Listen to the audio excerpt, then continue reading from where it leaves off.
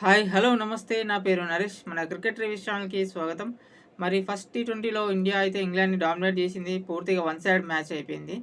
మరి కలకత్తాలో జరిగింది ఈ మ్యాచ్. టాస్ గెలిచిన వాళ్ళే మ్యాచ్ విన్ అయ్యే అవకాశం ఎక్కువ ఉంటుంది. ఎందుకంటే బ్యాటింగ్ పిచ్ సెకండ్ బ్యాటింగ్ ఎక్కువ గెలిచే ఛాన్సెస్ ఉంటాయని ముందు ప్రివ్యూలో కూడా చెప్పుకున్నాం. మరి దీనికి రివ్యూ చెప్పుకుందాం. ప్లీజ్ లైక్ అండ్ కామెంట్ చేయండి. ప్లీజ్ సబ్స్క్రైబ్ చేసుకోండి, చూడండి వాళ్ళు ప్లీజ్ సపోర్ట్ చేయండి. మరి ఇండియా టాస్ అయితే గెలిచింది. టాస్ గెలిచి ఫీల్డింగ్ తీసుకుంది. మరి టీమ్ ప్లేయింగ్ 11లో షమి ఉంటాడు అనుకున్నాం. ఈసారి షమి షాక్. అందరూ షమి ఆడతాడు, షమి కంబ్యాక్ చేస్తాడని. షమి ఆడలేదు. మన ముగ్గురు స్పిన్నర్లతో వెళ్ళారు వాళ్ళు. ఇంగ్లాండ్ అయితే నలుగురు ఫాస్ట్ బౌలర్స్తో వెళ్ళింది ఇంగ్లాండ్. వాళ్ళ దాంట్లో ఒకటే స్పిన్నర్, మన దాంట్లో ముగ్గురు స్పిన్నర్స్తో వెళ్ళారు. మరి నితీష్ రెడ్డి మ్యాచ్ని ఆడిపిస్తారు లేదా ఆడినాడు రవి బిష్ణోయ్. అయితే పర్ఫార్మెన్స్ విధంగా Harshdeep Singh England first bowling Philip Salt Ben Duckett వస్తే హర్షదీప్ సింగ్ అయితే థర్డ్ బాల్లోనే ఫిలిప్ సాల్ట్ని తీసేసిండే. స్వింగ్ బౌన్స్ మంచిగా ఉండే. హర్షదీప్కి అయితే మనం చూసిందే కొత్త బాల్తో పడిందంటే తీసేస్తాడు వికెట్స్. అట్లనే ఇద్దరు వికెట్స్ తీసేసిండు. బెన్ డాకెట్ని కూడా తీసేసిండు. ఫిలిప్ సాల్ట్ని హై బౌన్స్ అయింది బాల్ తీసేసేసిండు. Swing and bounce.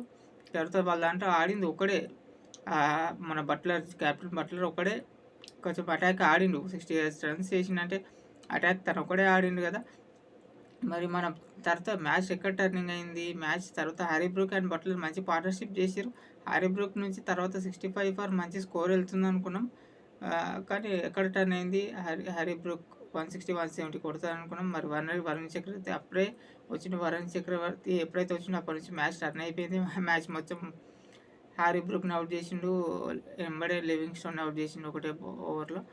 వరుణ్ చక్రవర్తి అయితే మన సౌత్ ఆఫ్రికా టూర్లో కూడా man of the series highest wicket తీసుకున్నాడు. అక్కడ కూడా మ్యాచ్ విన్నింగ్ పర్ఫార్మెన్స్. ఇప్పుడు వరుణ్ చక్రవర్తికి అయితే కన్ఫ్యూజ్ ఉంది, ఆడలేకపోతున్నారు.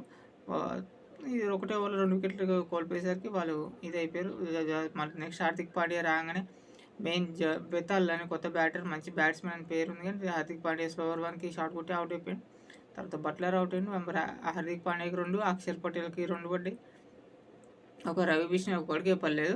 హర్షదీప్కి 2. ఫస్ట్ స్టార్టింగ్ పవర్ ప్లేలో హర్షదీప్ 2 వికెట్లు తీసి మంచి స్టార్ట్ ఇచ్చిండు. ఆ తర్వాత వరుణ్ చక్రవర్తి అయితే మ్యాచ్ని టర్న్ చేసేసిన వన్ సైడ్. మరి బ్యాటింగ్ విషయానికి వస్తే తెలిసింది, అభిషేక్ శర్మ వన్ షో అదరగొట్టేసిండు. 8 సిక్సర్లు 5 4లతో మ్యాచ్ వన్ సైడ్ వేసేసిండు అభిషేక్ శర్మ. సంజు శాంసన్ కొట్టిన 26 రన్లు. సంజు శాంసన్ కూడా ఫాస్ట్గా ఆడేసిండు. 5 overs 56 overs 60 10.100 కొట్టినారు. తర్వాత సూర్యకుమార్ యాదవ్ వచ్చి సేమ్ అదే షాట్ తొందరగా అవుట్ అయిపోయిండు. అదే షాట్ ట్రై చేస్తుంటాడు. ఎప్పుడైనా కూడా వీళ్ళు టీ20లో మన వరల్డ్ ఛాంపియన్స్ లాగా ఆడుతున్నారు. కానీ ఓపెనర్స్ శాంసన్ అండ్ తిలక్ వర్మ, ఈ అభిషేక్ శర్మ ముగ్గురిట్లోనే బ్యాటింగ్ కంప్లీట్ అయిపోతుంది. మిగతా వాళ్ళకి ఛాన్స్ రావట్లేదు ఎక్కువ. ముగ్గురు అదరగొట్టేస్తున్నారు ఈ టీ20 సిరీస్లో అయితే. సౌత్ ఆఫ్రికా నుంచి, బంగ్లాదేశ్ నుంచి. మరి నేను Abhishek Sharma show super entertainment innings అది. తిలక్ వర్మ కొంచెం సపోర్ట్తో 3 వికెట్స్తో 133 12.3లో ఫినిష్ చేసిరు.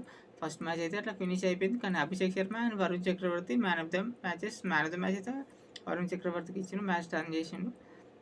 అది నెక్స్ట్ మ్యాచ్ చెన్నైలో ఉంది. చెన్నై రివ్యూతో మళ్ళీ కలుద్దాం. ప్లీజ్ లైక్ అండ్ సపోర్ట్ చేయండి, కామెంట్ చేయండి. Thank you.